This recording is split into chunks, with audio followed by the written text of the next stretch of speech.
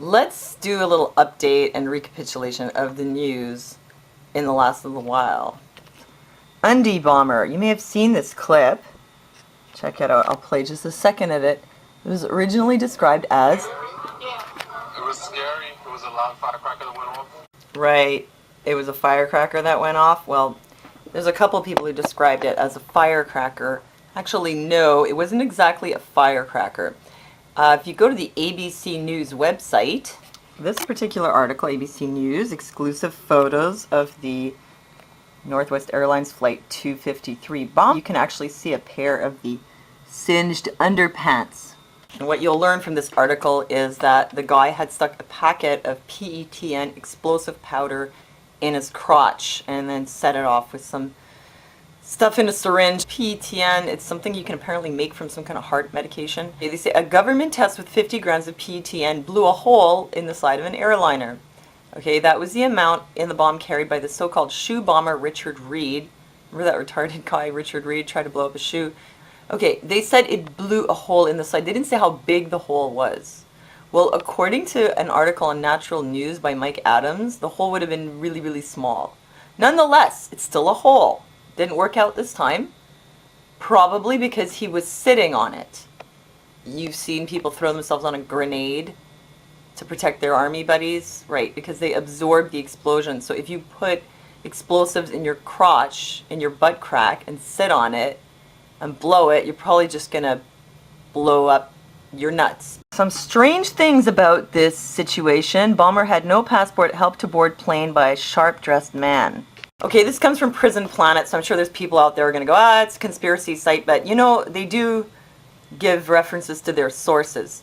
So apparently what happened was this guy, who's actually the son of some rich Nigerian banker, who was on a terror watch list, went to the airport without a passport, claimed to be a Sudanese refugee even though he was Nigerian, and was allowed to just board a plane with a package of explosives in his underwear.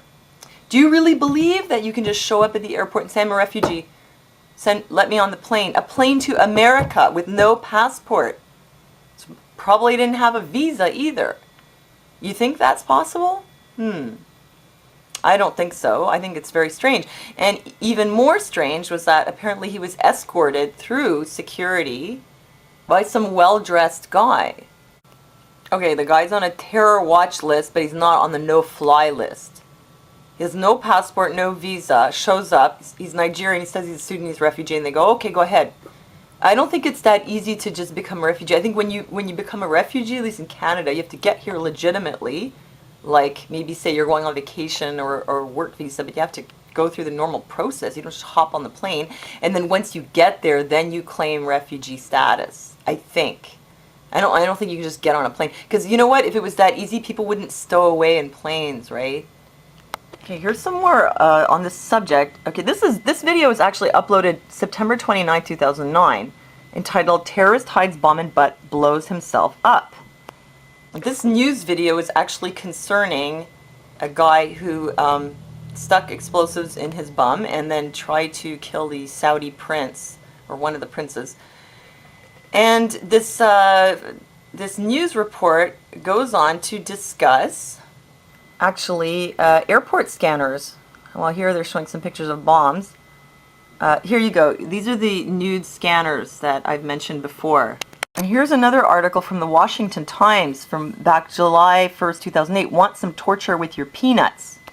Now this is an article about taser bracelets. They would put the bracelet on you when you get into the airport, and it would replace your boarding pass and most other security, and then you'd have this until you get off at your destination. So I guess if you have a layover, you'd have this thing on the whole time. And then if there's a terrorist incident, supposedly it would be activated by the staff on the plane, and basically you could just zap anybody. And the whole time you have it on, they can know exactly where you are. And they have all your personal information, of course, and they could pretty much just zap you if you step out of line. Clearly, this is another, you know, false flag or whatever you call it. I mean, it's just too full of holes. I don't know what they did, how they pulled it off, and how they got this guy to do it. But it's got, you know, CIA and New World Order written all over it. But what I think is really the underlying purpose is, of course, to, implement more security with these scanners and things like taser bracelets, and just once again restrict your freedoms more. And what else am I supposed to think? I mean, they're doing everything they can to set up a police state with all the surveillance and restricting all your freedoms. So how convenient. This weird hokey story, this thing happens on Christmas Eve, and now they get to promote, naked scanners and things like that for your safety. And one other thing that I noticed about this incident was that one witness, a person who was on the plane at the time, who was interviewed on the news, described this perpetrator as having absolutely no expression on his face when they were taking him down. Like they were, throwing him on the floor or whatever, after he had just blown up his butt, and he had no expression on his face. Does that remind you of anything? Because it reminds me of something. It reminds me of the guy on the Greyhound bus who chopped off someone's head and had no expression on his face. He didn't know the guy, he didn't have any anger towards him. He was an otherwise normal person up until that time, and poof, out of nowhere, he goes and chops someone's head off on a bus. And he was like a robot the whole time doing it. So I wouldn't overlook this detail, because what you have here is you have the son of some kind of banker. I don't remember exactly what kind of banker he was, but some former Nigerian banker, a guy who had been thrown out of England, posing as a Sudanese refugee, escorted by a well-dressed man, allowed through customs, as I said before, with no passport or visa, and then who blows up his own balls on a plane with an explosive that probably wouldn't have done a lot of damage anyway. I mean, especially since he was sitting on it, right? I mean, it's still serious to have anything like that on a plane. But would you go through all that, and then your nuts are on fire, and they're throwing you on the ground, you have no expression on your face? That's what sounds to me like another CIA sleeper. I mean, the CIA are usually well-dressed. It's a well-dressed man escorting him through, right? I know it sounds nuts, but you gotta think about it. It's got all the hallmarks of total CIA black op. Seriously. And if you go and look at my other video about the guy on the bus, you'll see the links regarding sleepers. These people are taken and then they're programmed through hypnosis to carry out a mission, but only once they're triggered. So they could trigger this guy, make sure that he gets onto the plane, and then once he's on the plane, he'll carry out the mission. But he's like on automatic pilot the whole time he's doing it. Because what are the other alternatives? They paid him? I don't think so. They threatened him, do it or we're going to kill you? I don't think so, because apparently he comes from a wealthy enough family and all that. Or he's really a terrorist, but according to the information I gathered, he didn't fit the profile of a terrorist. Not a real one.